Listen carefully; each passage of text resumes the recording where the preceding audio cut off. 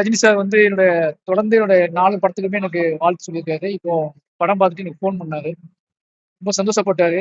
இந்த படம் வந்து நிச்சயமா வந்து அவ்வளோ ஆசைப்பட்டாரு. படம் பார்த்து முடிச்சோனே அவரோட ரியாக்ஷன் என்னவா இருந்துச்சுன்னா, "இவ்வளோ உழைப்பு போட்டு சினிமாவுல படம் எடுக்கிறீங்கன்னு வந்து ஆச்சரியமா இருக்கு. உங்களோட உழைப்பு வந்து பிரமிக்க வைக்குது. தொடர்ந்து உங்க படங்கள் பார்க்கும்போது ஒரு ஒரு டைரக்டரா உங்களோட ஆளுமை வெளிப்படுது. மொத்த டீம்ல நடிச்சிருக்கவங்க அத்தனை பேருமே இப்ப சிறப்பா பங்காற்றியிருக்காங்க. அமீர் சார், பசுபதி சார், துருவ் துருவ ரொம்ப பாராட்டினாரு. துருவோட ஒரு சின்ன வயசுல இவ்வளவு மெச்சூர்டான உழைப்பை போட்டதுக்கு துருவ ரொம்ப பாராட்டினாரு.